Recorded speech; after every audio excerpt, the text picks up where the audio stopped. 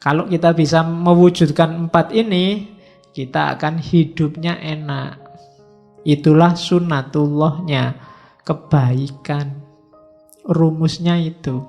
Kalau dilanggar sejak awal, ya kita tidak akan bisa menemukan harmoni dalam diri kita. Kalau jiwamu masih selalu nyari, pingin enak, masih pingin terus nuntut terus, berarti kamu perlu mewujudkan ini. Jalanmu perlu dihidupkan lagi lewat kebaikan. Biar lahir harmoni, biar jiwamu tenang. Dan itu pun dalam hal yang bisa kamu jangkau. Yang tidak bisa dijangkau, ya berdoa saja. Yang di luar kontrol kita, itu tidak bisa disebut baik dan tidak baik. Barang baik pun kalau situasinya tidak pas juga tidak ada gunanya. Anggap apa yang paling bikin kamu tidak bahagia? Wah, saya nggak bahagia karena nggak lulus-lulus. Saya nggak bahagia karena, kan banyak itu kamu munculkan di pikiranmu. Terus kamu galau. Kuncinya sebenarnya sederhana.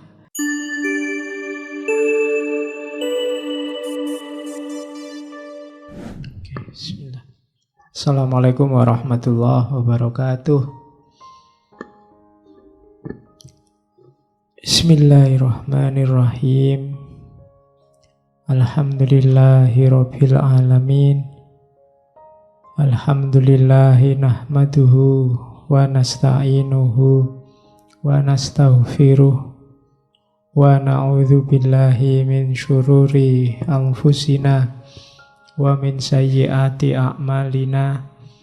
May yahdihillahu fala mudhillalah wa may yudlilhu fala hadiyalah. Allahumma sholli wa sallim wa barik ala habibina wa syafi'ina sayyidina wa maulana Muhammadin wa ala alihi wa ashabihi wa ala manittaba'al huda ila yaumil qiyamah. Amma ba'du. Bismillah, mari kita lanjutkan ngaji kita seperti biasa. Malam ini kita lanjutkan jalan-jalan kita di Yunani. Ketemu dengan aliran yang satu masa dengan Epikurianisme. Malam ini kita ketemu dengan Stoikisme. Tulisannya kalau pakai bahasa Inggris biasanya pakai huruf C. Bacanya boleh, kalau pakai Inggris bacanya jelas Stoicisme. Cuma di Indonesia kan pakai huruf K. Ada juga yang tetap pakai huruf C. Stoicisme di beberapa buku filsafat tetap pakai C. Ada juga yang pakai aslinya, biasanya tidak sebagai aliran tapi sebagai kelompok. Biasanya pakai kata-kata Stoa. Kaum Stoa. Stoa itu dari bahasa Yunani yang artinya teras. Kalau di dalam masjid ini bukan stoa. Stoa itu di depan sana. Jadi kalau pengen niru kaum stoa, ngajinya di lapangan basket itu. Jadi di teras. Kesannya lebih santai kalau di teras. Ya meskipun ini di dalam kalian boleh santai. Ya, bismillah ya, kita mulai ngaji kita. Stoa ini menurut saya salah satu pemikiran filsafat yang sangat, apa ya bahasaku, sangat islami. Ya, padahal ini jauh loh sebelum Islam datang. Tapi gagasan-gagasannya sangat Islam. Orang yang hanya baca judulnya kayak minggu lalu, ngertinya Epikuros itu bayangannya Yunani. Yunani itu wong kafir kabeh mesti. Tapi kan gagasan-gagasannya Islami. Wong ya hasilnya akal. Akal itu kan juga bekal yang diberikan Allah pada kita untuk ngopeni dunia. Jadi kalau ada yang tanya, Pak, pembagian filsafat itu seperti apa? Saya biasanya jawabnya filsafat itu ada dua jenis. Pertama filsafat yang Islam, yang kedua filsafat yang Islami. Ya filsafat Islam itu Ibn Rushd, Farabi dan kawan-kawan. Kalau kayak Stoik ini filsafat yang Islami. Hampir semua filsafat itu menurut saya ya Islami. Asal dia diletakkan di konteksnya yang pas, dia akan berguna. Kelemahan kita selama ini kan melihatnya selalu in general dalam setiap konteks. Tapi bahkan pikiran-pikiran yang kelihatannya sangat destruktif pun kalau kita meletakkannya pas, situasinya pas, kondisinya pas, itu akan sangat berguna. Wong barang baik pun kalau situasinya tidak pas juga tidak ada gunanya. Teh ini kalau dikasihkan sekarang, saya minumnya nanti, itu pas. Tapi jam 3 subuh kamu dodok-dodok pintu rumahku hanya untuk ngasih teh ini. Teh ini tidak jadi sumber kebahagiaan, sumber nesu mesti. Jam 3 subuh cuma bawa teh. Kalau jam 3 subuh kamu ngetuk-ngetuk pintu ya nggawa duit 2 karung gitu ya ndak apa-apa, seneng aku. Nah, kalau cuma bawa teh ya ndak. Jadi ruang dan waktunya nggak pas. Saya sebut Islami karena gagasan-gagasannya kaum Stoa itu sangat dekat dengan ajaran agama. Minggu lalu saya bilang Epikuros banyak dikritik ketika Kristen datang dan yang diadopsi yang Stoik ini. Bahkan di Islam juga begitu. Kalau ada yang tertarik, ada tokoh teolog kontemporer namanya Joseph Van Es. Joseph Van Es ini melakukan penelitian terhadap teologi Islam, Asy'ariyah, Mu'tazilah, dan lain-lain itu. Dia menyimpulkan bahwa logikanya ilmu kalam itu bukan logikanya Aristoteles, tapi logikanya Stoa, gaya Stoik. Jadi kita kan sering menyebut umat Islam itu mewarisi cara berpikir rasional ala Aristoteles, tapi katanya Joseph Van Es enggak. Yang diwarisi itu Stoa, gaya Stoik. Oke, mari kita lihat Stoik ini seperti apa. Oke, bismillah, kita mulai ya belajar Stoik. Yang pertama, sebelum masuk ke pikiran, kita awali dari asumsinya.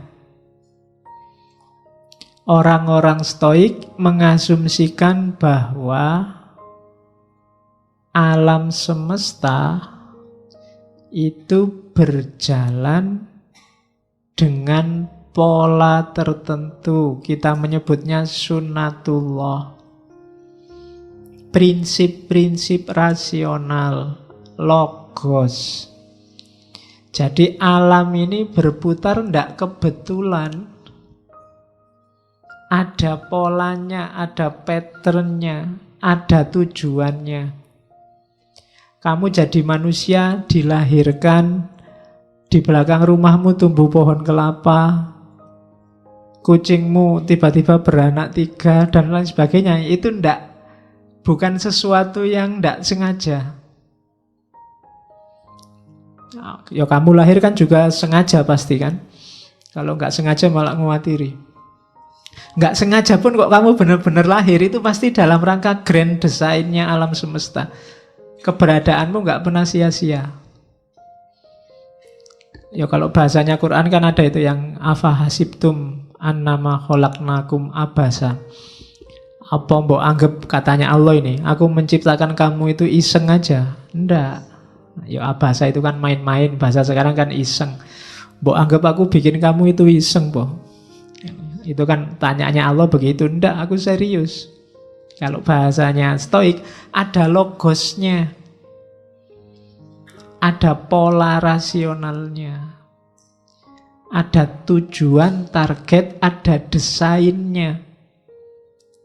Gelas itu dibikin semacam itu kan ada polanya, ada logosnya, Orang yang bikin gelas, bayangannya itu nanti diminum manusia, diminum orang. Orang itu mulutnya segitu, tangannya ada di sampingnya, kan bikin gelas ini kan membayangkan itu. Karena tujuannya untuk manusia, maka desainnya semacam itu. Itu kan namanya tidak asal. Ada desainnya yang dituju. Kalau memberi minum sapi misalnya, nggak gelas kayak gini, nggak nyampe sapinya. Sapi juga nggak bisa tos. Jadi ya gelasnya dibikin ember besar, kasih air biar dia nunduk. Ini namanya ada logosnya. Ada tujuannya, tidak asal. Alah yang penting minum gitu aja toh Pak Lunda. Gelasnya dibikin yang sekiranya manusia bisa minum. Alam semesta diciptakan Allah juga begitu, kayak kita menciptakan gelas tadi. Segalanya ada tujuannya, ada polanya. Dan itulah nanti kita menyebutnya sunnatullah, atau kadang disebut hukum alam, natural law. Itu logosnya. Ya hukum alam itu kayak gelas ini loh. Ini tutupnya ya. Ini tutupnya, ini gagangnya, ini wadahnya, ini kan logosnya. Yang dipegang ini, jangan ini. Minumnya dari sini, jangan dari sini, tidak keluar airnya kan gitu. Itu ada logosnya, kamu nggak bisa ngawur.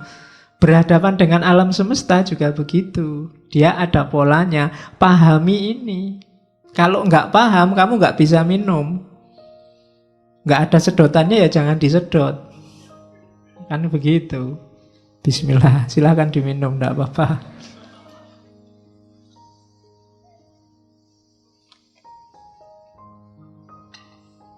Kalau gelas ini tadi yang bikin manusia, di situ ada logos manusia. Alam semesta ada logosnya Tuhan. Karena dia berasal dari Tuhan. Nanti konsep alam semesta yang dari logosnya Allah ini mirip pikiran tentang panteisme. Jadi dalam diri alam semesta ada kandungan Tuhannya. Agak susah ngomong kandungan. Dalam gelas ini ada bau manusia.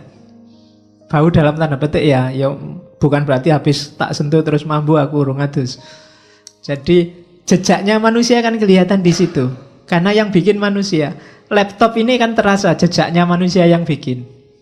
Di sini ada manusia. Kalau kamu tiba-tiba misalnya jalan di tengah hutan, sepi, tidak ada siapa-siapa, nemu laptop, oh ada manusia mesti di sini.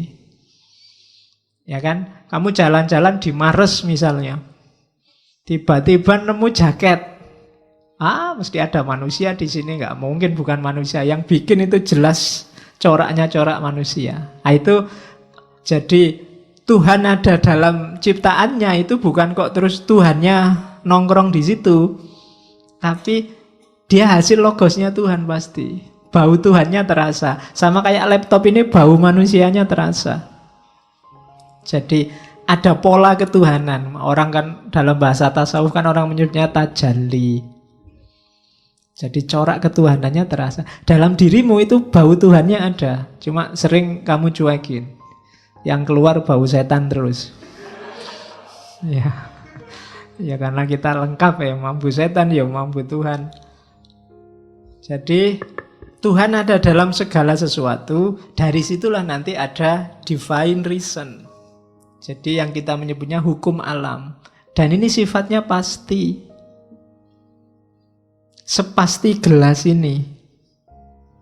Bahwa ada gagangnya, minumnya dari situ, naruhnya semacam itu. Kalau kebalik naruhnya ya tumpah. Berhadapan dengan gelas ini kan kamu nggak bisa, kita kan bebas Pak, mau tak minum dari bawah kan suka-suka saya, ya minum nanti tidak keluar airnya. Jadi dari situ nanti lahir gagasan bahwa alam ini sudah diciptakan dengan hukumnya, semua tinggal mengikuti hukum ini. Itu yang nanti dalam filsafat namanya fatalistik. Sudah ada polanya, sudah ada blueprintnya, tinggal dijalankan, termasuk manusia. Jadi Oleh karena itu, agar desain tadi berjalan, hasilnya sesuai yang kita inginkan, semuanya harus menjalankan perannya masing-masing. Termasuk manusia. Ya manusia ya jadilah manusia yang baik.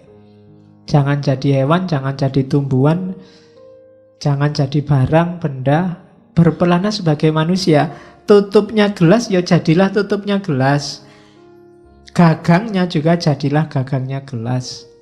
Karena begitu malfunction, begitu nggak jalan, alam semesta akan chaos. Kalau itu gelas, kamu nggak bisa minum. Harusnya tutupnya kamu jadikan gagangnya, ya buyar. Sama, ketika hukum alam ini tidak kamu patuhi, yang terjadi kacau. Kalau sudah kacau, ya tujuan tadi, grand design tadi, tidak ada manfaatnya, merusak. Sama kayak laptop ini tadi kan bau manusia. Kalau jalannya tidak sesuai dengan peruntukannya, ya mesti kacau. Harusnya dia keyboard, tapi pura-pura jadi mouse. Harusnya layar, pura-pura jadi kabel, susah. Mesti kacau. Nah, masing-masing ada perannya, ada fungsinya. Untuk bisa harmonis, semuanya harus berperan sesuai fungsinya masing-masing. Itulah nanti pandangan Stoa. Awalnya di situ. Dari situ terus berarti manusia juga begitu. Iya, manusia juga begitu. Jadi manusia itu bagian dari alam. Istimewanya apa? Dia punya nalar, punya reason. Satu-satunya komponen alam semesta yang nyambung langsung sama Tuhan itu manusia. Bagian apa yang nyambung? Reasonnya, nalarnya, akalnya. Jadi akal ya, bukan otak. Akal itu lebih ke fungsi berpikirnya.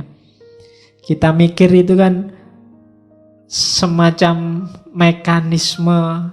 Kalau laptop itu kan prosesornya.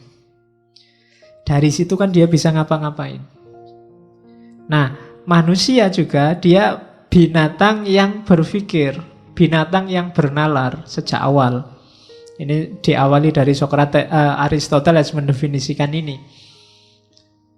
Jadi manusia ini khusus karena dia bisa berpikir, cuma dia juga bagian dari alam semesta.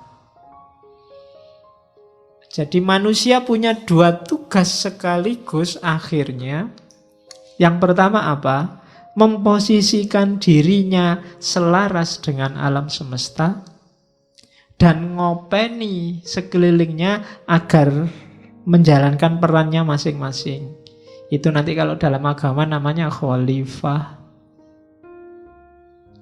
Jadi tugasmu sebagai khalifah itu apa? Menjaga agar lingkunganmu, alam sekelilingmu itu berjalan sesuai hitohnya masing-masing. Yang sapi ya biar berperan jadi sapi, yang kambing jadi kambing, yang padi jadi padi, yang manusia jadi manusia. Dan manusia punya tugas ngopeni alam semesta dan ngopeni dirinya. Itu asumsinya tentang manusia. Dari situ akan lahir harmoni.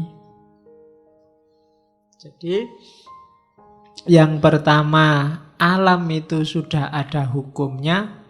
Alam berarti manusia. Kemudian yang kedua, manusia itu dia punya akal, punya nalar yang membedakan dari yang bukan manusia. Maka mikir itu penting, akal itu penting. Nah, filsafat ngajari kita cara pakai akal. Akal itu penting tapi nggak dipakai, ya nggak ada gunanya. Jadi latihan mikir itu penting. Karena kalau kita mikirnya nggak benar, sama saja akal kita nggak fungsi. Kalau akal kita nggak fungsi, ya berarti kayak kita nggak punya akal. Padahal ketika nggak punya akal, manusia kehilangan jati dirinya. Karena jati dirinya manusia itu binatang yang berpikir. Berarti binatang, kalau manusia minus berpikirnya, tinggal binatangnya. Hati-hati, kalau kamu tidak mikir berarti statusmu turun dari manusia jadi binatang. Makanya jangan deket-deket temenmu yang sedang stres. Judek aku ra iso mikir, wah hati-hati itu. Ya, kalau sudah judek ndak iso mikir itu alamat sudah. Tinggal binatangnya, wong kan berpikirnya nggak bisa sudah. Oke, jadi manusia itu berpikir mandiri, tapi dia juga terikat oleh hukum alam. Karena dia bagian dari alam semesta. Salah satu elemennya. Kalau manusia kacau, ya lingkungan sekelilingnya juga akan kacau. Maka manusia harus berpikir, bertindak, berperilaku sesuai dengan keselarasan alam semesta. Nah, itu asumsi kedua. Terus, nah, gimana caranya manusia biar selaras? Ya, lakukan hal yang baik. Yang baik itu apa? Yang harmoni dengan alam, harmoni dengan akal, harmoni dengan Tuhan. Kamu tidak harmonis dengan salah satu ini aja, tidak akan bisa baik hidupmu. Kalau kamu nggak harmonis dengan alam, kamu sakit. Manusia itu kan, tubuhmu ini kan bagian dari alam. Kalau kamu nggak harmonis, kamu pasti sakit. Nggak harmonis itu salah satu unsurnya terlalu banyak. Itu kan nggak harmonis. Terlalu banyak air ya kembung. Terlalu banyak angin masuk angin. Terlalu banyak, apalagi unsur-unsur hidupmu kan banyak itu. Coba terlalu banyak gula, diabetes. Itu karena nggak harmonis. Oke, terlalu banyak ketawa, stres. Terlalu banyak, pokoknya terlalu banyak. Atau terlalu kekurangan, itu nggak harmonis juga. Harus harmonis sama alam. Yang kedua, harmonis dalam pikiran. Pikiran nggak seimbang, ya itu tadi, stres. Nggak bisa mikir, hidupmu mesti kacau. Dan yang ketiga, harmonis sama Tuhan. Ini lebih bahaya lagi. Kok nggak sholat mas? Hubungan saya sedang nggak harmonis sama Tuhan. Ayo. Aku mau ngatiri itu. Hati-hati. Nah, saya baru bisa ranjang aku sementara. Enggak. Nah, harus harmonis lagi. Kenapa harus harmonis sama Tuhan? Karena alam semesta dan akalmu dan dirimu itu berjalannya, prosedurnya adalah logosnya Tuhan. Ketika kamu tidak harmonis sama Tuhan, itu kayak tadi, komputer kehilangan prosesor. Tidak akan jalan, hidupmu mesti kacau. Tidak ada tujuannya. Kan nanti ada filosofi yang ngomong tujuan itu. Sekarang tariklah tujuan terus-terusan. Haus, minum. Kalau sudah minum, lega. Kalau sudah lega, ngapain? Terus, itu kan filsafat namanya teleologis, mengejar tujuan. Puncaknya tujuan nanti ke Tuhan.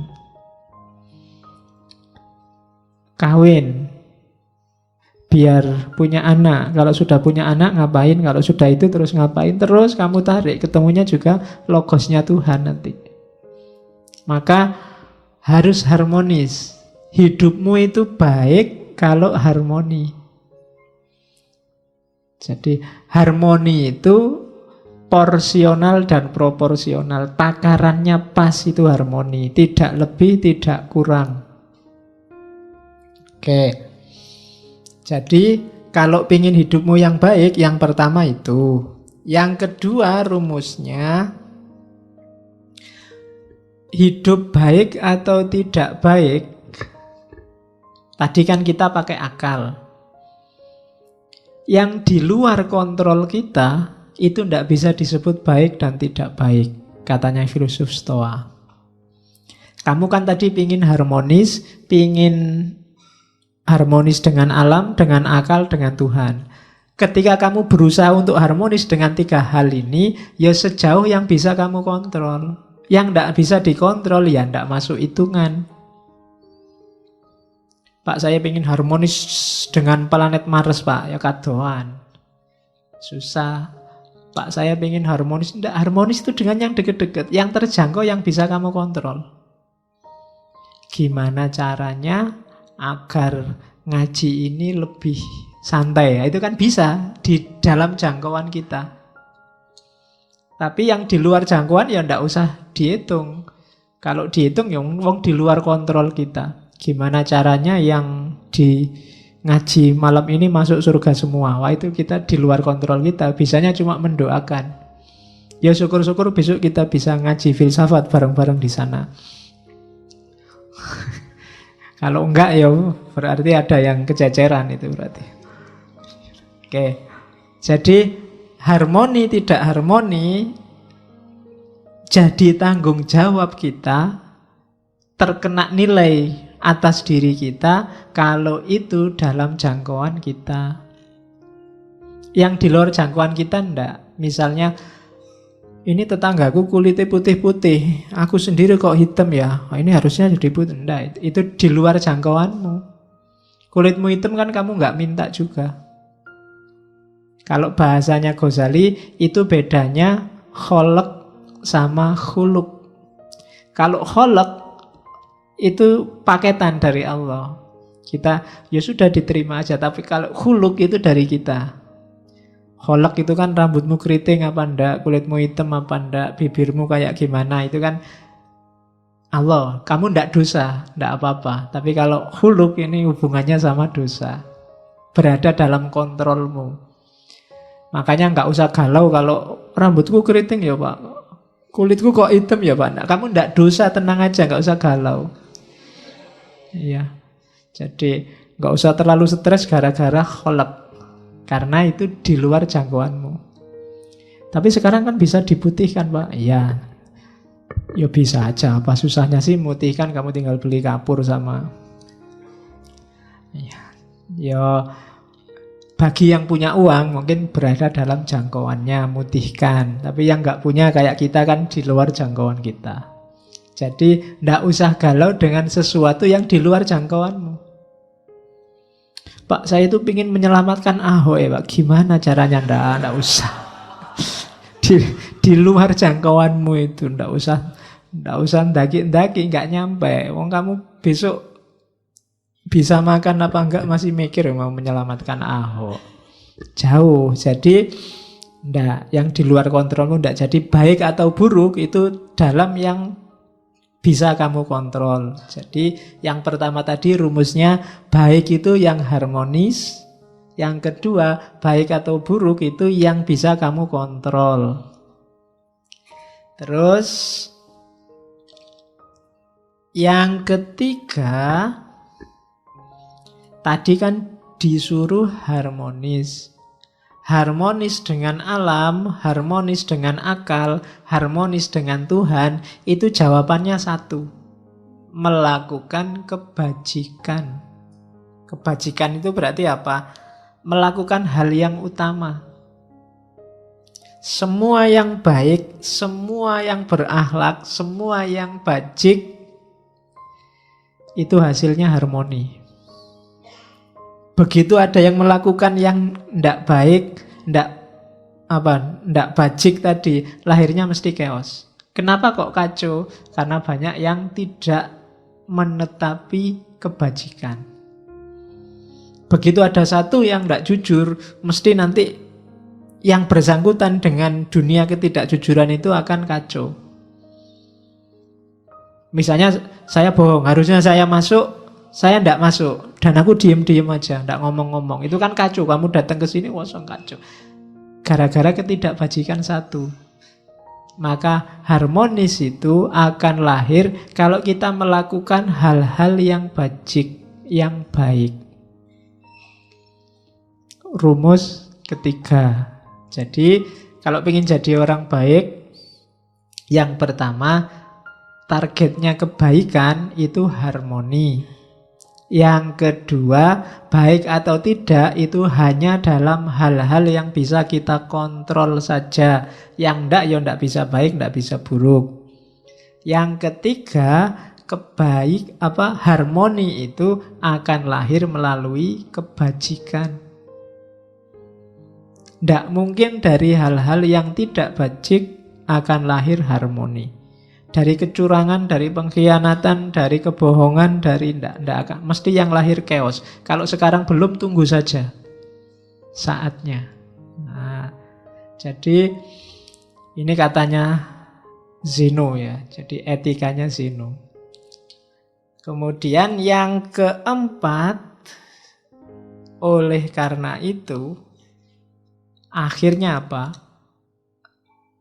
Harmoni itu akan kembali ke kita lagi. Tadi kan kita mewujudkan harmoni lewat jalur kebajikan. Kalau sudah bajik, akan lahir harmoni dalam jiwa kita. Tenang kita. Jadi rumusnya orang hidup itu katanya Zeno, yang pertama wujudkan harmoni dalam hal-hal yang bisa kita jangkau. Jalannya adalah melakukan kebaikan. Kalau semua sudah kita lakukan, jiwa kita akan tenang, harmonis juga. Jadi 4. Kalau kita bisa mewujudkan 4 ini, kita akan hidupnya enak. Itulah sunnatullahnya, kebaikan. Rumusnya itu. Kalau dilanggar sejak awal, ya kita tidak akan bisa menemukan harmoni dalam diri kita. Kalau jiwamu masih selalu nyari, pingin enak, masih pingin terus nuntut terus, berarti kamu perlu mewujudkan ini. Jalanmu perlu dihidupkan lagi lewat kebaikan. Biar lahir harmoni, biar jiwamu tenang. Dan itu pun dalam hal yang bisa kamu jangkau. Yang tidak bisa dijangkau, ya berdoa saja. Karena logosnya logos Tuhan, ya biar Tuhan yang intervensi. Oke, ini rumus pertama dari Zeno. Terus kelanjutannya tadi, kalau sudah harmonis tadi, baik pikiranmu maupun lingkunganmu, yang terjadi apa? Yang terjadi kebahagiaan. Kamu pasti bahagia. Oke.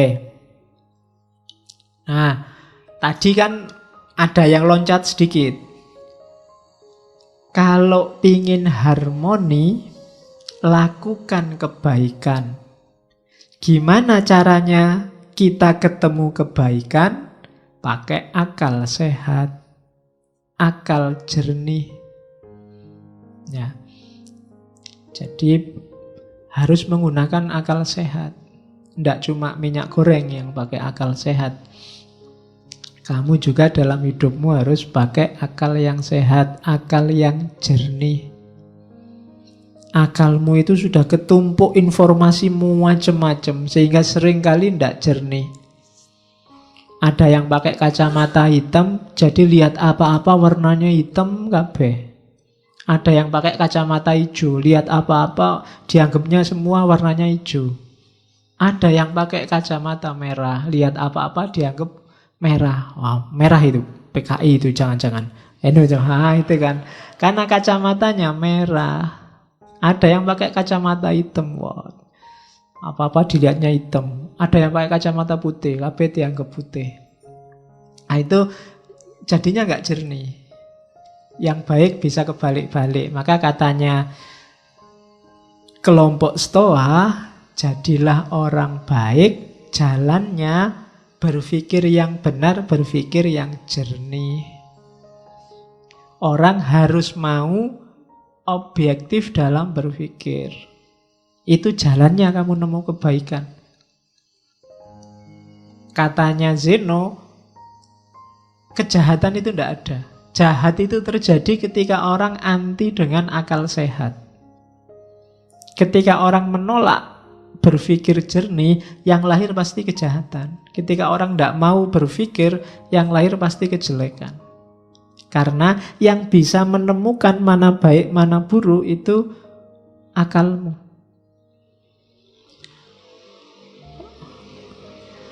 Kenapa kok bukan perasaan, bukan emosi? Kelompok Stoa dikenal agak kritis terhadap emosi, terhadap rasa. Karena emosi sering tidak objektif. Yang baik bisa jelek karena kecenderungan emosi, atau sebaliknya, yang jelek kelihatan baik karena kecenderungan emosi, rasa. Sejelek apapun mungkin pacarmu, bagi kamu kan paling cantik. Itu rasa. Kalau temenmu objektif, enggak kok, dia enggak cantik, kamu kan marah. Ya enggak ya, dia sementara ini ya paling cantik, kecuali ada yang lain besok. Jadi rasa itu kan cenderung ke yang disukai dan anti dengan yang enggak disukai. Ini enggak jernih. Yang bisa jernih akal. Kalau kamu bilang, kamulah satu-satunya yang tercantik di dunia misalnya. Loh, pas kamu ngomong gitu itu, tenane, coba objektif. Ya enggak sih. Akal itu. Kalau akal disuruh, ya enggak. Di TV-TV yang lebih cantik ya banyak. Ya kan? Kalau akalmu mau jernih ya ora. Cuma kan, ya itu kan untuk PDKT. Jadi, kebahagiaan dalam kebaikan ketemunya dari akal sehat. Maka jagalah baik-baik akalmu biar sehat. Karena itu yang menjamin kamu masih manusia apa bukan. Jaminannya akalmu. Begitu akalmu meleset, ya kemanusiaanmu dipertanyakan. Karena dari situlah lahir kejahatan. Ada orang maling, itu mesti karena mikirnya nggak panjang. Ada orang ngerusak, mikirnya nggak panjang. Ada orang tawuran, mikirnya nggak panjang. Jadi biasakan berpikir agak panjang. Ada cerita bagus dari tradisi Zen. Jadi satu ketika ada guru Zen yang dimintai nasihat seorang prajurit. Guru, saya mau beli kebijaksanaan. Nggak minta ya, beli. Kasih saya kebijaksanaan paling mahal. Akhirnya dikasih. Oke, tapi mahal ini ya. Oke, tak bayar berapapun, dikasih. Katanya guru itu gini, tak kasih kebijaksanaan paling mahal. Sebelum kamu memutuskan sesuatu, majulah 3 langkah dan mundurlah 3 langkah. Baru lakukan keputusanmu. Ini prajuritnya heran. Kayak gini kok mahal apa itu? Iya.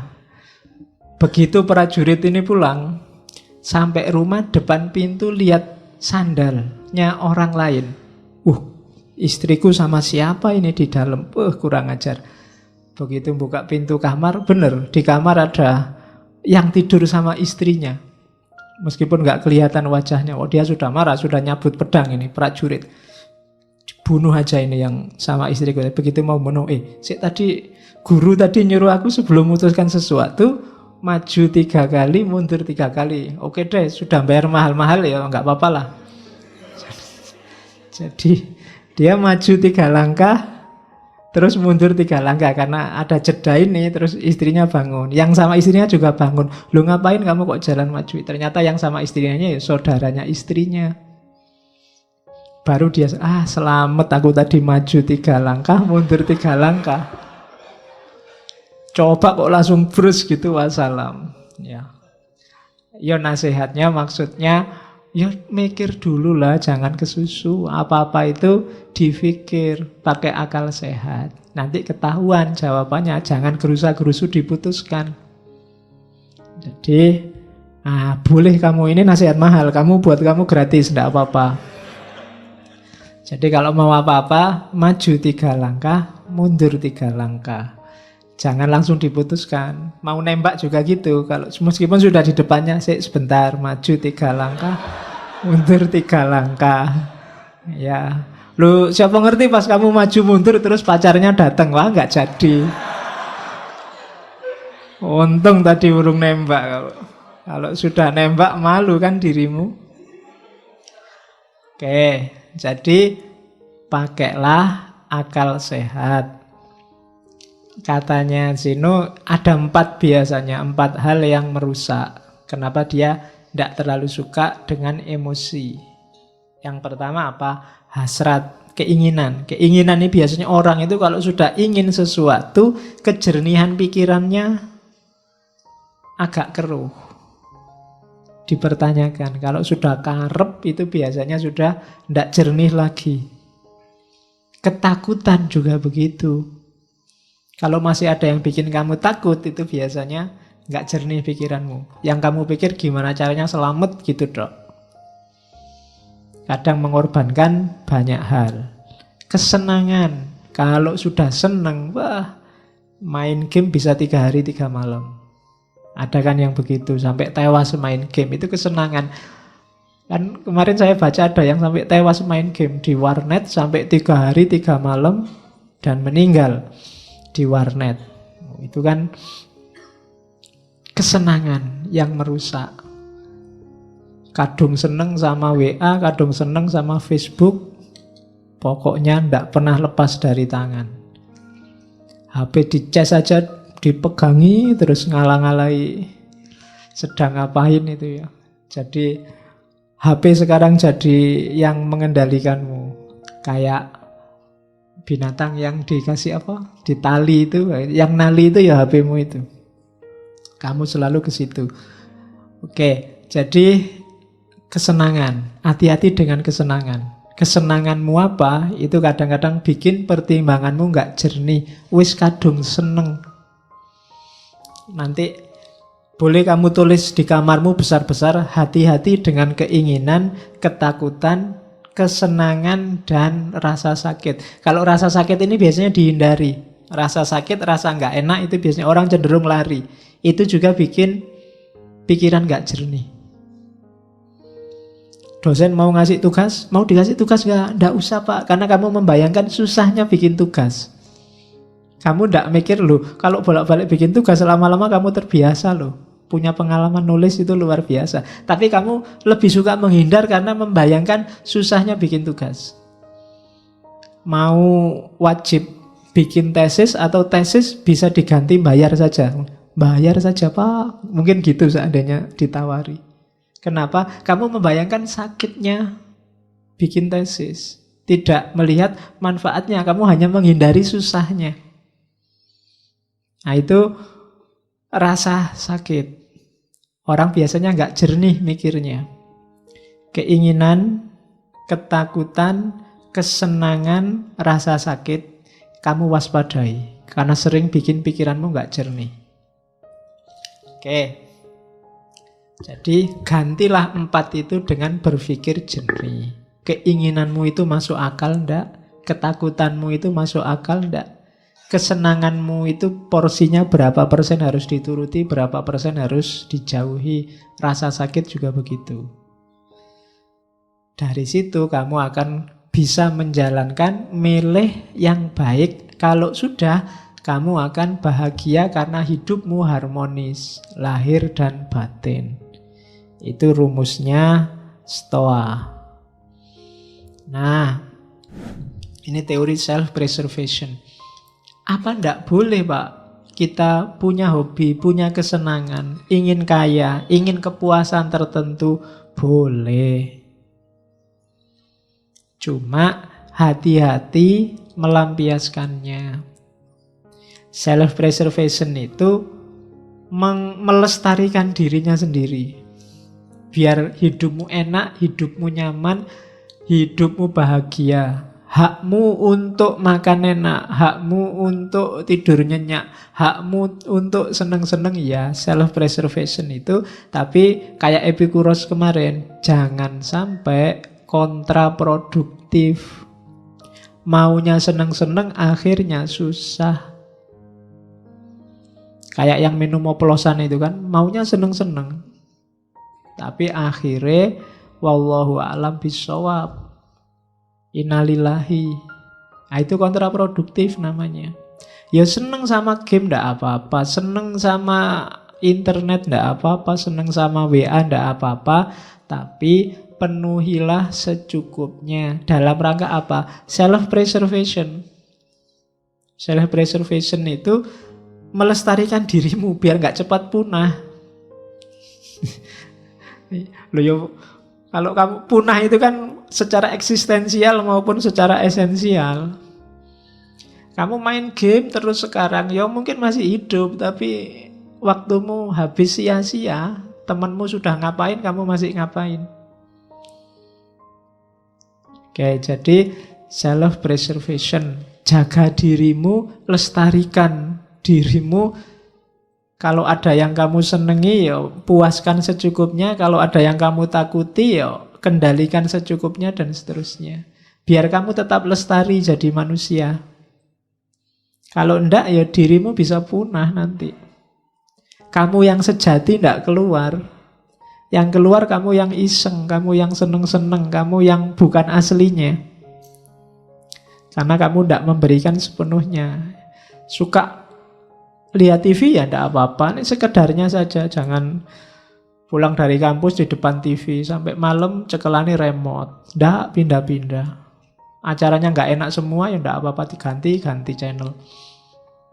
Oke, itu enggak self-preservation namanya.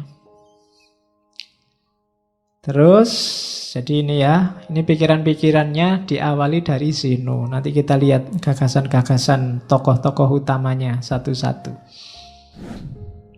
Ini selanjutnya katanya Zeno. Saya bilang tadi ya di awal, Zeno dari Citium, bukan Zeno dari Elia. Karena nama Zeno itu banyak. Ada yang menganalisis dia satu akar kata sama Zen. Tapi yo enggak tahu juga. Ya memang ada kata-kata Zenonya, Zennya. Kalau yang nonton kartun Dragon Ball juga ada Zeno sama. Yo, yang nonton Dragon Ball Super itu. Ya, itu yang paling jagoan di antara jagoan itu. Padahal kecil. Oke, yang enggak suka kartun enggak ngerti mesti. Terus tidak ada ini katanya, yang bisa mengusik kebahagiaan orang yang makomnya sudah wise, sudah bijaksana. Orang bijaksana itu tidak bisa sumpek. Kenapa? Tidak ada yang bisa mempengaruhi dia. Dia sudah kokoh. Uraiannya begini, misalnya, anggap apa wis yang paling bikin kamu tidak bahagia? Wah, saya nggak bahagia karena nggak lulus-lulus. Saya nggak bahagia karena kan banyak itu kamu munculkan di pikiranmu. Terus kamu galau. Kuncinya sebenarnya sederhana. Kamu jadi galau karena macam-macam tadi, karena kamu pedulikan semua itu. Cara paling gampang menghadapi itu semua, nggak usah dipedulikan.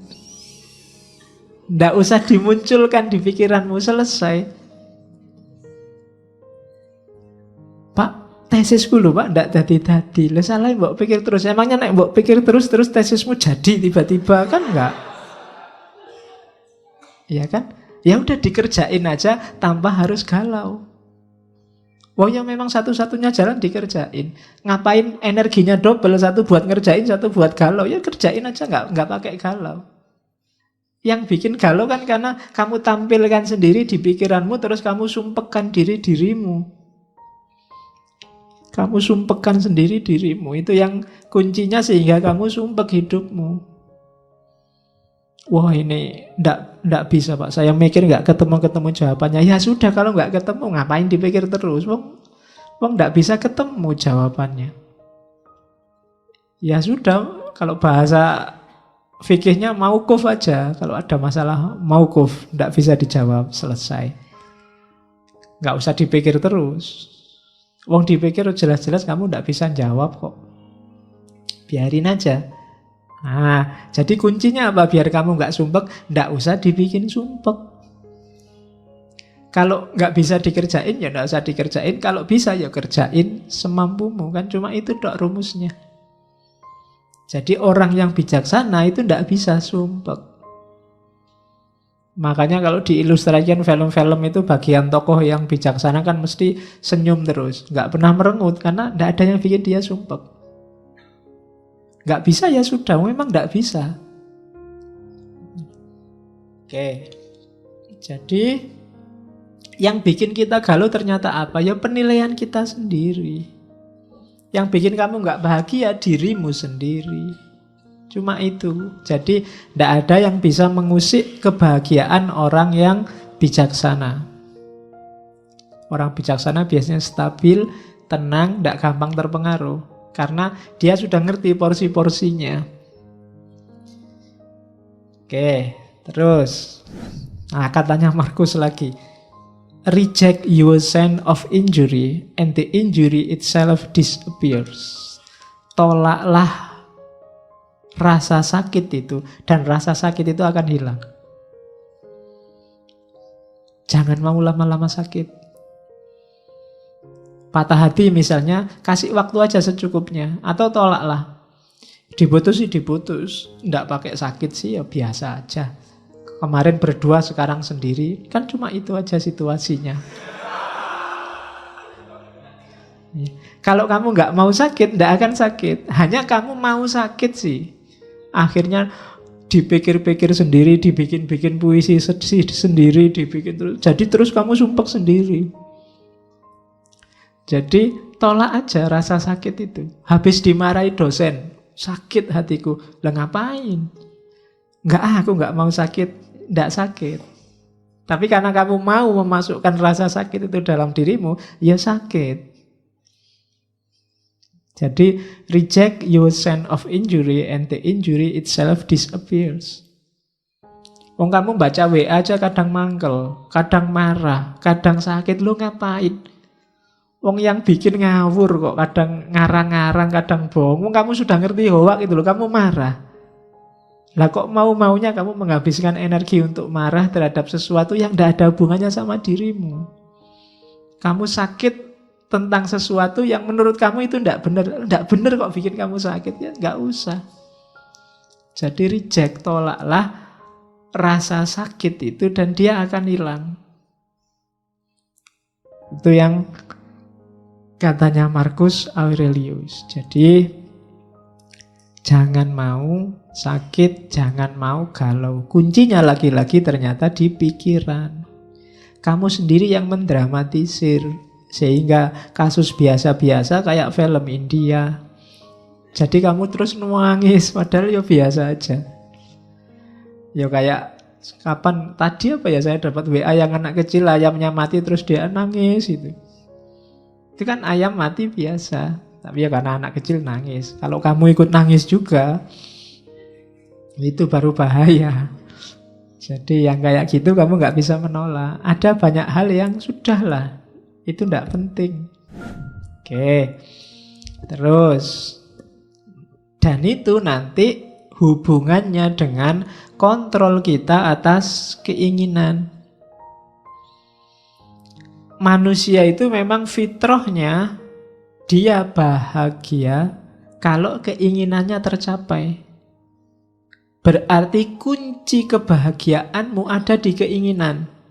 Maka pinter-pinterlah menegaskan keinginan. Begitu kamu keliru, kamu sedang bunuh diri. Bikin keinginan, rancang keinginan yang dalam kontrolmu, kayak tadi. Bukan sesuatu yang di luar jangkauanmu. Jadi, karena kalau kamu menginginkan sesuatu yang di luar jangkauanmu, hasilnya pasti kecewa. Jangan menginginkan sesuatu yang di luar jangkauanmu. Wong kamu sudah jelas sekarang semester 14 sudah mau kena DO. Saya cita-citanya cum laude, Pak, tercepat terbang. Wis ora iso jelas itu. Daripada kamu stres mending sudah sing penting lulus. Ya, jadi jangan menginginkan sesuatu yang di luar jangkauanmu. Nanti lihat artis di TV kamu jatuh cinta, pokoknya aku harus dapat dia. Ya, tidak mungkin, jauh. Wong artis itu, kamu siapa? Kan begitu. Nanti daripada kamu stres, tidak karuan juntrungannya loh. Ya cukup kamu beli kaca aja, lihat di kamar. Oke, jadi jangan menginginkan yang di luar jangkauan. Ukur kekuatanmu. Terus, karena kamu bisa kecewa kalau salah menetapkan keinginan. Saya Pak, mulai sekarang ingin tiap malam sholat tahajud. Mulai jam 1 sampai subuh. Nggak putus-putus. Wis kecewa mesti kamu nanti. Ya. Kenapa? Mungkin di luar jangkauanmu, wong kamu sholat subuh, ayo. Iya. Jadi inginkan yang dalam jangkauanmu. Itu penting bagi yang tidak ingin stres. Oke. Karena itu, kalau tiba-tiba terbersit apapun yang menurutmu itu di luar jangkauanmu, kalimatnya Stoa apa? You are nothing in relation to me. Kamu tidak ada hubungannya sama aku. Jadi jauh-jauh. Jalan-jalan di mall, lihat orang belanja baju banyak sekali, harganya ratusan ribu. Kamu mau beli kaos 40 ribu aja diwolak-walik pintu. Nah, lihat orang itu, you are tidak ada hubungannya sama aku. Kita beda dunia. Nggak usah membayang-bayangkan, menginginkan yang kayak yang kamu lihat. Nanti kamu malah stres sendiri. Jadi kamu harus punya senjata ini tadi. You are nothing in relation to me. Ada cowok cewek pacaran, cakep, cowoknya cakep, ceweknya cakep, kamu nonton. Kamu jomblo sudah bertahun-tahun. Biar nggak galau apa? You are nothing in relation to me. Kamu nggak ada hubungannya sama aku. Kita dunianya beda. Nah, lo itu lebih simpel. Lah daripada kamu stres, mau kamu mangkel marah, malah menghabiskan energi kayak tadi untuk yang sia-sia. Biarin aja lah. Mereka punya dunia sendiri, aku punya dunia sendiri. Aku cukup nonton TV sendirian. Di kamar sendirian, makan sendiri, masak sendiri. Oke. Yuk bikinlah nanti narasi-narasi untuk lebih baik sendiri, lebih merdeka sendiri. Sudah apa-apa lah untuk menghibur diri. Jadi inginkan yang bisa kamu kontrol. Untuk yang tidak bisa kamu kontrol, kok tiba-tiba kamu berhasrat, katakan you are nothing in relation to me. Kamu tidak nyambung lagi, kita frekuensinya beda. Nah gitu aja kan, lebih nyaman, lebih enak daripada kamu stres. Ada orang dinasehati, baik-baik nggak manut, oh ya sudah, you are nothing in relation to me, kita beda jalur. Kan gitu. Kamu kan sering begitu, ada orang pikirannya beda sama kamu, terus kamu marah-marahin, dia juga marah-marahin kamu, frekuensinya beda, dia apa-apain ya nggak nyambung. Tinggal kamu putus saja, ya kita frekuensinya beda. You are nothing in relation to me. Kita beda dunia. Nah, jadi itu caranya untuk bahagia. Kontrol keinginan. Dari situlah nanti kamu ketemu kebebasan. Kalau ada yang tanya bebas itu apa? Bebas itu inginkan yang berada dalam kontrolmu. Jangan inginkan sesuatu yang berada dalam kontrol orang lain. Kalau cita-citamu menginginkan sesuatu yang jadi milik atau dikontrol orang lain, maka saat itu juga kamu jadi budak. Budaknya siapa? Budaknya orang lain yang mengontrol keinginanmu tadi. Kalau cita-citamu misalnya jadi PNS, dan menurutmu di luar kontrolmu, maka kamu akan jadi budak orang yang mengontrol penerimaan PNS. Kalau cita-citamu ndak jomblo lagi, punya pasangan, padahal di luar kontrolmu, kamu akan dikontrol orang yang bisa ngasih kamu pasangan atau menjanjikanmu jadi pasangannya. Ya kan? Kalau cita-citamu harta, padahal itu belum waktunya dan di luar kontrolmu, maka kamu akan jadi budak orang yang bisa memberikanmu harta. Namanya jadi nggak bebas. Maka kalau kamu ingin bebas yang sejati, inginkan yang hanya dalam kontrolmu saja. Yang di luar kontrolmu nggak usah diinginkan.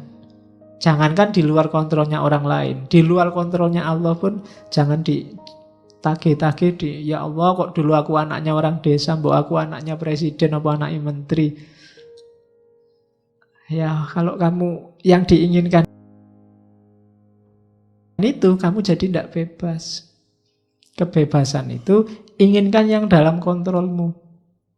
Jangan nagih sesuatu yang di luar kekuasaanmu. Dan kamu nggak dosa kok kalau hanya menginginkan yang dalam kontrolmu. Tidak apa-apa, wong kekuasaanmu cuma itu. Agama kan mengajarkan begitu. Kalau kamu sholat tidak kuat berdiri, ya duduk. Tidak usah iri dengan orang yang bisa berdiri. Yang berdiri juga begitu. Jangan iri, enak ya itu sholatnya duduk. Kalau ingin sholat duduk, sakit dulu. Kan begitu. Masing-masing punya jatahnya sendiri-sendiri. Ya mungkin jatahmu sekarang masih jomblo, yang lain jatahnya sudah punya pasangan. Itu biasa.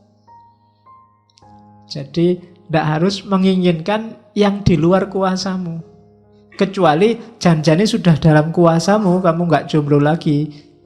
Tapi kamu milih jomblo, wah itu rasa dewe nanti. Iya, kamu akan galau mesti. Harusnya kamu ambil, tidak kamu ambil. Jadi bebas yang sejati itu apa? Bebas yang sejati itu menginginkan yang dalam kontrolmu, bukan yang di luar kontrol. Mari kita demo biar Donald Trump gak jadi presiden Amerika lagi. Kejauhan. Hasilnya mesti stres. Jadi ya yang deket-deket lah. Terlalu jauh kalau Donald Trump. Ya orang Indonesia ya presiden Indonesia. Kalau gak kuat ya gubernur, gak kuat ya bupati. Kalau masih gak kuat ya Pak RT, Pak RW misalnya loh. Itu kan dalam jangkauanmu, bukan yang di luar jangkauanmu. Kalau mimpimu terlalu besar, hasilnya kecewa. Atau kamu jadi budak yang bisa mewujudkan mimpimu. Jadi bebaslah. Bebaslah berarti apa? Inginkan hanya yang berada dalam jangkauanmu. Terus yang kedua, lanjutannya kebebasan. Kenapa sih ada yang tidak terjangkau? Ya, karena all can be free internally in mind, none can be free without in body. Kita itu akal sih bisa bebas, cuma mewujudkan isinya akal itu tidak bebas. Kamu mikir apa saja kan bisa, boleh. Tidak ada sanksinya malah. Satu-satunya yang bisa bebas murni itu kan cuma mikir, akal. Cuma mewujudkan pikiran itu tidak bebas. Kita sudah terikat. Kamu mikir seandainya aku bisa terbang ya, bisa di pikiran. Tapi kalau mau diwujudkan, kamu harus punya uang dulu terus naik pesawat. Tidak bebas. Kalau nggak punya uang ya tidak bisa, kamu bisa terbang. Ya kamu loncat dari atas gunung ya terbang sebentar. Terus wassalam. Ya kan? Can be free, kita nggak bebas. Kalau mau diwujudkan nggak bebas sudah. Pak saya ingin jadi presiden, bebas. Begitu ingin mewujudkan, itu baru nggak bebas. Macem-macem sudah halangannya, nggak sesederhana mikir. Makanya dulu pernah saya bilang, kebebasan yang sejati bisa dalam pikiran. Dalam hidup sehari-hari, halangannya banyak. Macem-macem, in body. Mungkin kamu sumuk, pinginnya segera kayak gini, pingin nyopot baju, terus kipas-kipas. Seneng ini sudah. Tapi kan begitu banyak orang di sini kan kamu nggak bisa. Kalau kamu nyopot baju di sini, yang lain mesti bubar baunya. Lo kan nggak bebas kan kamu nyopot baju akhirnya. Kenapa? Ada yang lain, tapi di pikiran tadi kamu bebas. Menginginkan itu kan dalam pikiran. Bebas, kamu bisa. Kalau sekedar menginginkan bisa apa saja. Tapi kalau kamu tidak hati-hati, ketika keinginan ini kamu wujudkan, kamu akan dicegat oleh banyak sekali halangan, in body, realitas sehari-hari. Jadi rumusnya di situ. Itulah kenapa biar kamu nggak kecewa, aturlah keinginanmu. Biar nggak terlalu banyak kecewa. Jadi cita-citamu apa sih? Keinginanmu apa sih? Sesuaikan dengan kondisimu. Tidak sesuai juga tidak apa-apa, tapi ketika tidak sesuai, lahirnya kekecewaan atau perbudakan tadi. Kamu mikir memperkosa orang, itu kan di pikiran nggak masalah, nggak ada orang hukum kamu, nggak ada orang kamu saya tuntut karena membayangkan memperkosa aku toh, nggak iso. Kamu baru dituntut kalau perkosa beneran. Jadi bebas, pikiranmu itu kamu bikin apa aja bebas. Kamu ditolak, nembak ditolak terus awas ya, kamu nolak aku tak bayangke engko awas. Lho bayangke itu kan bebas di pikiran. Nggak ada orang bisa nyegat kamu bayangke sopo, itu kan nggak bisa. Sekarang kan kadang nggak cuma bayangkan, gambarkan, gambar pakai Photoshop itu. Bisa kayak gitu kan. Cuma ketika sudah masuk Photoshop, itu sudah halangannya banyak. In body kamu bisa dipenjara kalau gambar aneh-aneh. Itu sudah in body. Kalau in mind, bebas. Murni masih ada di pikiran, itu bebas. Tidak ada orang dituntut, nggak ada orang dimarahi. Pak, saya membayangkan seandainya saya jadi wali, Pak. Nah itu kan orang, ya ora apa-apa, mikir rodok ya ora apa-apa, cuma di pikiran. Tapi kalau mau diwujudkan, halangannya banyak. Jadi rumusnya itu, kebebasan itu bisa dalam kamu mikir. Tapi begitu mewujudkan bebas, kamu akan ketemu banyak sekali halangan-halangan. Karena hidup ini coraknya katanya Stoik tadi fatalistik. Terus, ini yang teori lain dari stoicisme, namanya teori apate. Apate itu nanti jadi akar kata, kalau bahasa Indonesia namanya apatis. Apatis itu kan kesannya, sudahlah, tidak usah mikir hasilnya, paling ya begitu kan, itu apatis. Cuma arti aslinya begini, apatis itu apa? Orang melakukan sesuatu tanpa mikir hasilnya. Yang penting lakukan aja sebaik-baiknya sesuatu itu. Mbu hasilnya apa nanti? Itu apa tuh? Gambarannya kayak orang mana? Orang mana yang ndak mikir panahku nanti hasilnya kayak gimana? Mikirnya gimana caraku manah paling baik. Itu apa tuh? Aku ndak tahu besok IP ku bisa 4 apa ndak. Yang penting aku belajar sekuatku. Itu apa tuh? Aku ndak ngerti ngaji filsafat ini, aku paham apa enggak. Yang penting teko sak kuat-kuatku ngantuk tak tahan-tahan. Itu apa tuh? Apatis. Jadi hidup itu rumusnya ini. Kita ndak bisa menguasai hasil, tapi kita menguasai proses. Itu tadi yang saya bilang, kelompok Stoa ini banyak diadopsi nanti gagasannya oleh agama-agama baik Kristen maupun Islam. Kamu kan menyebutnya hari ini bau as'ariyahnya kan ada. Jadi kita menguasai usaha tapi tidak menguasai hasil. Itu namanya kalau di Stoa kiasannya kayak orang mana. Apakah panahnya nanti tepat sasaran atau enggak masalah. Yang penting kita sudah berusaha semaksimal mungkin. Seandainya enggak tepat, kita enggak menyesal. Yang penting kamu sudah belajar sekeras mungkin. Kalau hasilnya nggak maksimal, kamu nggak menyesal. Tapi kalau kamu nggak belajar sekeras mungkin, hasilnya kok nggak maksimal, kamu pasti menyesal. Karena, duh tadi mbok aku serius dikit. Kayak kamu nggarap tesis atau nggarap skripsi itu loh. Waduh ini sudah mepet waktunya. Udahlah, yang penting ono tulisannya. Mungkin besok-besok kamu menyesal. Coba dulu aku nulisnya agak serius dikit. Ada menyesalnya. Maka katanya orang-orang Stoa, hidup itu perhatikan proses. Berikan semuanya. Kalau kamu punya 100%, berikan 100%. Jangan tanggung-tanggung.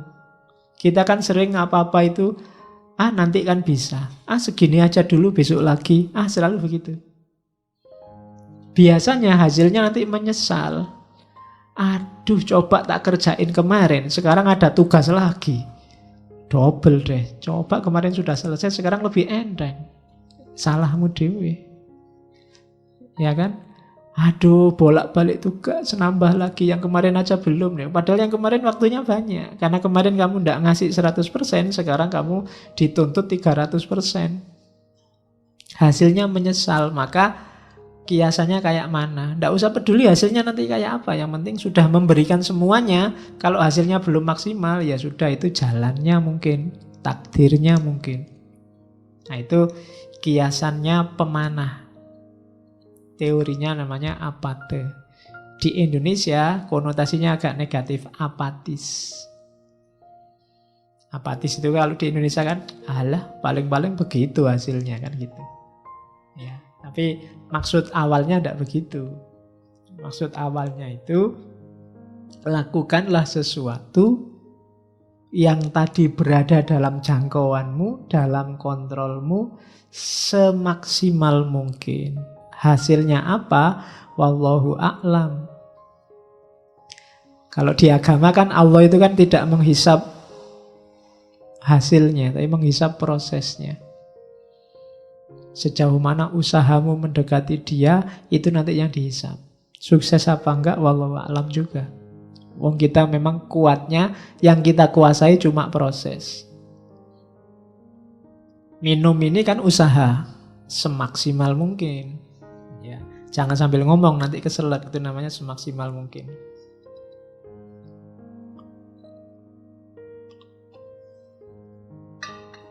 Kalau bisa minum, mungkin minum tak tahan-tahan, nanti saja. Nah, nanti selesai ngaji menyesal. Coba tadi minum, sekarang udah habis deh minumannya kan. Jadi menyesal. Maka apa-apa itu maksimal. Yang minumnya belum habis dihabisin. Ya, daripada nanti ketendang. Oke, jadi baik buruk, menyesal tidak menyesal, itu tergantung berapa persen usaha yang diberikan. Terus, ini teori yang lain, kelanjutannya. We are actors playing roles we do not choose. And our duty is to play them as best we can, knowing that our fate is part of which larger order. Jadi kita ini pakai lagunya Ahmad Albar ya. Dunia ini panggung sandiwara. Sutradaranya bukan kita. Kita ini hanya aktor yang dikasih peran tertentu yang kita ndak milih. Kamu kan ndak milih tiba-tiba sekarang jadi mahasiswa, tiba-tiba jadi santri ngaji filsafat. Tiba-tiba ini kan kayak rule-rule, peran-peran yang diberikan oleh Tuhan pada kita. Kita tidak pernah milih. Maka tugas kita bukan bantah sutradara. Kalau sudah di casting jadi antagonis, ya antagonis saja. Jadilah antagonis sebaik-baiknya. Ya, lo itu maunya begitu memang ya. Antagonis terbaik itu ya maksudnya ya play them as best we can. Apa ya kamu di casting jadi antagonis kan begitu. Kenapa? Karena kita ini bagian kecil dari mesin besar. Kalau kita nggak main sebaik-baiknya, mesin besar ini akan kacau. Jadi santri, jadilah santri yang baik. Jadi guru, jadilah guru sebaik-baiknya. Jadi adik, jadilah adik sebaik-baiknya. Jadi kakak, jadilah kakak sebaik-baiknya. Maka mesin hidupmu akan bagus, normal, produktif. Jangan setengah-setengah. Jadi mahasiswa setengah-setengah. Jadi guru setengah-setengah. Jadi kakak juga setengah-setengah. Ya hasilnya tidak bagus. Mesinmu tidak akan muter dengan bagus. Kita itu bagian. Kalau kamu jadi kakak yang bagus, adikmu jadi adik yang bagus, ibumu ibu yang bagus, ayahmu ayah yang bagus, keluargamu jadi keluarga bagus, produktif. Pemimpinnya harus bagus, rakyatnya juga harus bagus. Tidak bisa salah satu. Yang penting kan kuncinya pemimpin. Loh, sebagus-bagusnya pemimpin, kalau rakyatnya kacau ya tetap kacau. Karena ini organisme besar. Bahkan organisme besar ini tidak sekedar keluarga, tidak sekedar negara, tapi alam semesta. Jangan dikira chaosnya Suriah itu ya Suriah saja. Imbasnya pasti ke Indonesia.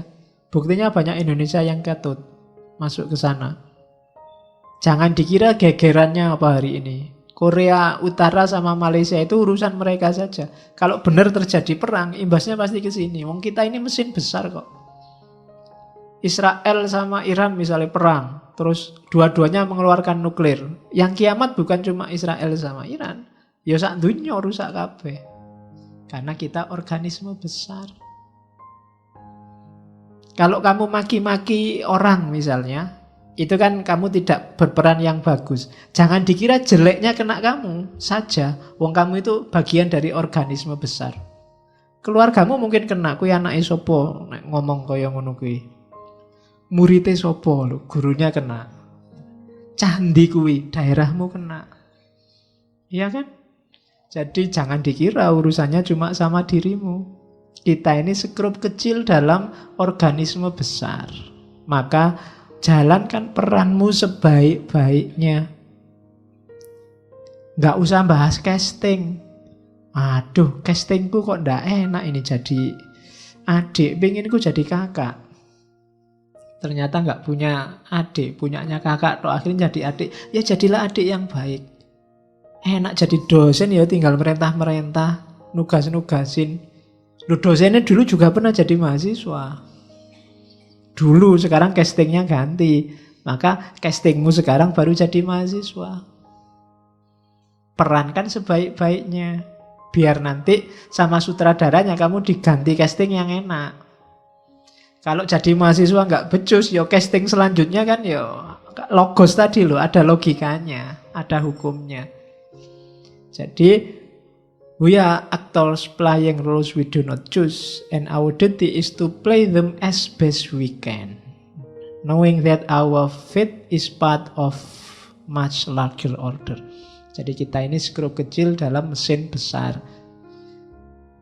Mesin besar itu murnya satu copot aja ya sudah wassalam. Semuanya ikut kacau. Terus oke, ini rumus terakhirnya, realistis. Realistis itu apa? Do not seek to have everything that happens as you wish, but wish for everything to happen as it actually does happen. Jangan berusaha agar segalanya terjadi seperti yang engkau inginkan, namun inginkanlah agar segalanya terjadi seperti yang seharusnya terjadi. Jadi inginkan yang seharusnya, bukan inginkan sesuai keinginanmu. Bukan mengusahakan sesuai keinginanmu. Jadi saya pinginnya sih nggak belajar Pak, tapi nilaiku bagus. Nah itu karepmu lah ngono kuwi. Gitu loh. Sunnatullahnya kalau ingin nilai bagus belajar.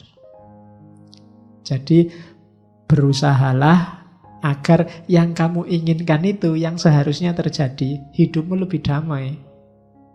Hidupmu akan tenang. Kalau yang kamu inginkan jadi basisnya bukan keinginanmu tapi realitasnya. Itulah yang namanya realistis. Ya saya realistis saja Pak. Kalau jadi milioner mungkin tidak bisa. Jutawan mungkin bisa lah kalau besok kira-kira kerjaan saya ini. Itu namanya realistis. Yang kamu hitung bukan keinginanmu. Kalau manut keinginanmu sih pengenmu jadi orang paling kaya se-Indonesia. Tapi ya orang mungkin. Nah itu namanya melihat fakta berdasarkan realitas, bukan berdasarkan keinginanmu. Itu namanya realistis. Kuncinya hidup tenang itu hidup yang realistis. Pak kalau wajah saya kayak gini ya, asal punya pasangan aja alhamdulillah. Itu lebih nyaman daripada saya Pak kulitnya putih, rambutnya panjang. Wis. Susah nyarinya, ada kuda putih. Kulitnya putih, rambutnya panjang. Oke, jadi hiduplah realistis saja. sesuai standarmu, ya kamu yang bisa ngitung. Kayak tadi loh, yang dalam kontrolmu. Di luar itu jangan. Terus filsafat politik. Ya, ini hubungannya sama tadi. Kita bagian kecil dari mesin besar. Maka dalam hidup bersama kuncinya harmoni. Harmoni itu terjadi ketika kita tidak ngitung keinginan kita, tapi yang kita hitung kepentingan bersama biar mesin besar ini jalannya bagus. Kehidupan bersama kita jalannya bagus. Manusia pertama-tama bukan individu tapi kawanan. Kawanan bahasa Indonesia ya, bukan bahasa Jawa. Ya bahasa Jawa kawanan itu jenenge. Jadi kawanan itu kita ini pertama-tama makhluk sosial. Kita tidak mungkin dan tidak bisa hidup sendirian. Maka pentingkan dulu kehidupan bersama. Itu pertama, politiknya Stoa. Politiknya Stoa yang kedua, asumsinya adalah hidup ini, tak baca aja ya. Karena semua manusia itu levelnya sama, harusnya kita ini kan manusia yang sama seluruh dunia. Harusnya ada aturan bersama yang mengikat kita. Hari ini sudah terwujudkan antara lain lewat model-model PBB, model-model deklarasi HAM. Itu dulu yang mencita-citakan awal orang-orang seperti kaum Stoa ini. Jadi jangan terlalu banyak aturan yang beda-beda. Wong kita ini manusia hidup di dunia yang sama. Bikinlah aturan yang berlaku untuk semua orang. Begitu aturan itu beda-beda, lahirnya pasti nanti diskriminasi. Nyari aturan seminim mungkin atas dasar kemanusiaan umum. Jadi bikin semacam unified human society. Oke, terus ada juga sebenarnya orang Stoa yang tidak suka politik. Karena zaman itu politiknya agak trik, politiknya agak rusak. Jadi mereka anti hukum bikinan manusia. Yang mereka percaya hukum alam. Bukan hukum Tuhan loh ya, hukum alam. Alam ini ada hukumnya, yaitu yang kita pedomani. Ya hukum alam kayak tadi, logosnya Tuhan tadi loh. Yang males, ya nanti tidak sukses. Yang rajinlah yang sukses. Yang tekun, nanti sukses. Ini hukum-hukum alam. Yang kita pedomani ini, bukan hukum bikinan. Kalau hukum bikinan, sifatnya parsial dan temporal. Jadi itu filsafat politiknya Stoa. Jadi pertama-tama sadari kita hidup di alam semesta ini semacam organisme. Organisme itu kayak tubuhmu itu loh, organisme. Kalau matanya sakit, semua tubuh ikut merasakan sakit, itu organisme. Kayak mesin, kayak laptop ini. Yang error keyboardnya, semua fungsi yang lain nggak ada artinya. Yang error VGA-nya, ya semua fungsi lain yang lain juga nggak ada artinya. Yang error layarnya saja sebenarnya, tapi ya semua fungsi yang lain nggak ada gunanya. Itu namanya organisme. Kita hidup bermasyarakat juga begitu. Jangan dikira kalau alapak itu kan minoritas, kita bikin sengsara juga nggak masalah. Enggak, dia bagian kecil dari organisme besar di mana kita hidup di situ. Kalau yang satu kacau, mesti kita juga akan ikut kacau. Jadi tidak harus karena minoritas, tidak penting itu Pak, enggak. Setiap komponen dia ada perannya. Maka kehidupan sosial juga harus begini. Kita utamakan kepentingan bersama, bukan keinginanmu sendiri. Nah, itu filsafat politiknya Stoa. Oke, kita temui satu-satu tokohnya. Yang tadi baru dasarnya.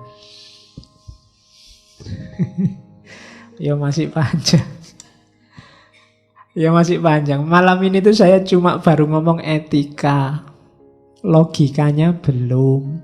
Fisikanya juga belum. Entah kapan nanti ya. Jadi kalau ada yang tanya, kapan Pak habisnya materi ngaji filsafat? Saya juga tidak tahu kapan.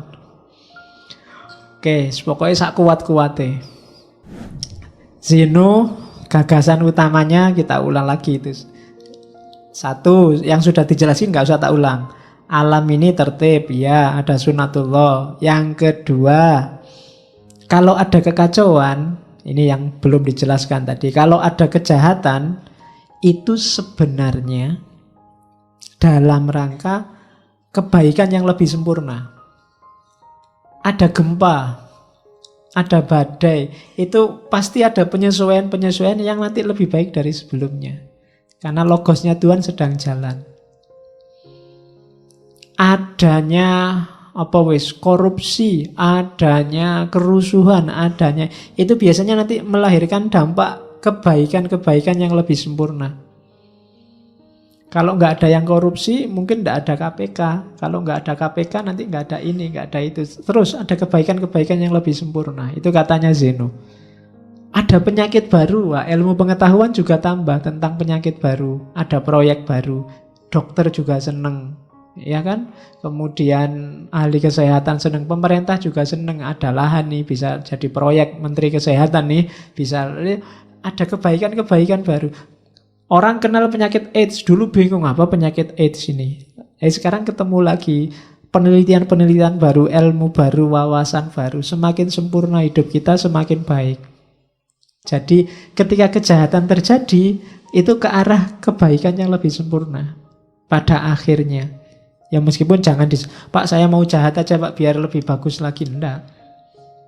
Jadi ketika dia benar-benar terjadi, berarti memang dirancang oleh sutradaranya. Kayak film itu loh.